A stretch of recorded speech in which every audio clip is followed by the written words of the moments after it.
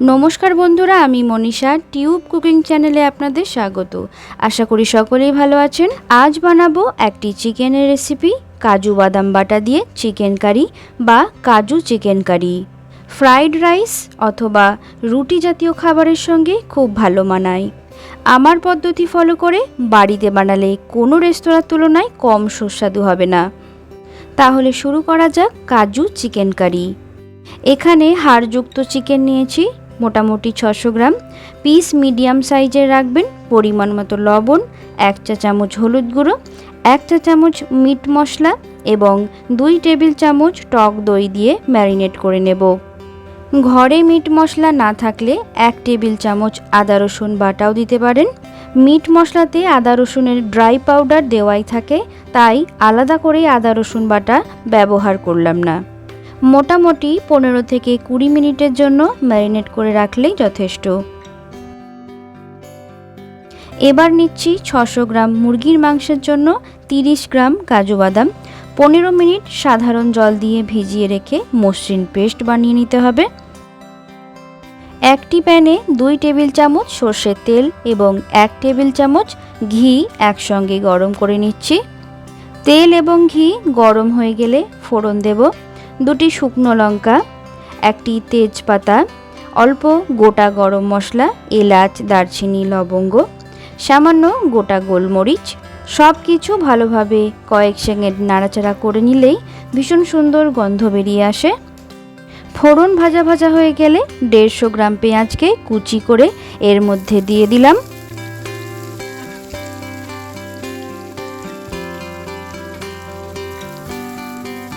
পেঁয়াজ কুচি খুব বেশি লাল করে ভাজবেন না, বাদামি করে ভেজে নিলেই যথেষ্ট। ঠিক এই রকম ভাজবেন। পেঁয়াজ ভাজা হয়ে গেলে 1.5 চা চামচ আদা বাটা, 2 চা চামচ রসুন বাটা দিয়ে দিতে হবে। 1 চা চামচ জিরে গুঁড়ো, 1.5 চা চামচ ধনে গুঁড়ো, হাফ টিস্পুন ঝাল শুকনো লঙ্কার গুঁড়ো। ঝাল শুকনো লঙ্কার গুঁড়োর পরিবর্তে কাঁচা লঙ্কা বাটাও ব্যবহার করতে পারেন। সামান্য জল যোগ করে ভালোভাবে কষিয়ে নিতে হবে। মশলাটা একটু ভাজা ভাজা হয়ে শুকিয়ে আসলে আরও 1 টেবিল চামচ দই দিলাম। এবার তেল না ছাড়া পর্যন্ত ভালোভাবে কষিয়ে নিতে হবে।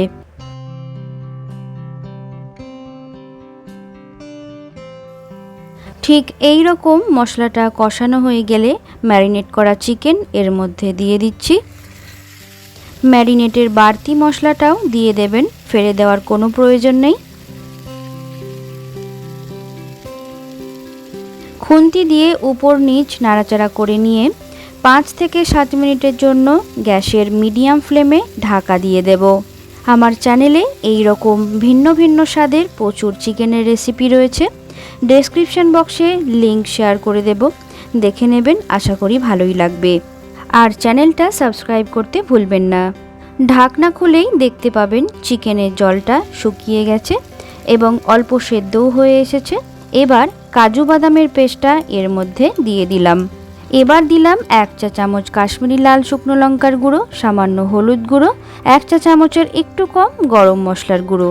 ভালোভাবে সব কিছু মিশিয়ে নিতে হবে। যে কোনো রেসিপিতে কাজু বাদাম বাটার ব্যবহারে গ্রেভির রঙটাও কম আসে এবং প্যানের তলায় লাগতেও শুরু করে। এই সময় গ্যাসের ফ্লেমটাকে লোয়ে করে দিয়ে অনবরত খুন্তি চালাতে হবে। আর রঙের জন্য কাশ্মীরি রেড চিলি পাউডার রান্নার শেষে ব্যবহার করতে হবে। এই যে দেখুন মাংস থেকে তেল ছেড়ে পাশে জমা হচ্ছে, তাহলেই বুঝবেন মাংস কষানো হয়ে গেছে। দিয়ে দিলাম পরিমাণ মতো গরম জল। চিকেন আরও 5 থেকে 7 মিনিট সেদ্ধ হবে, তাই সেই অনুযায়ী জল দেবেন। গ্রেভি ফুটে উঠলে দিয়ে দেব সামান্য চিনি, সুগন্ধ এবং মিষ্টি ঝাল ঝাল স্বাদের জন্য চেরা কাঁচা লঙ্কা।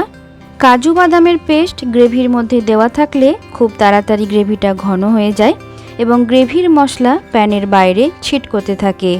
তাই গ্যাসের ফ্লেমটা একটু কমিয়ে দেবেন আর জল কম হয়ে গেলে একটু গরম জল যোগ করে দিতে পারেন। শেষে ওপর থেকে ধনেপাতা কুচি ছড়িয়ে দিন এবং গ্রেভির লবণ মিষ্টি ঝাল চেক করে নিন।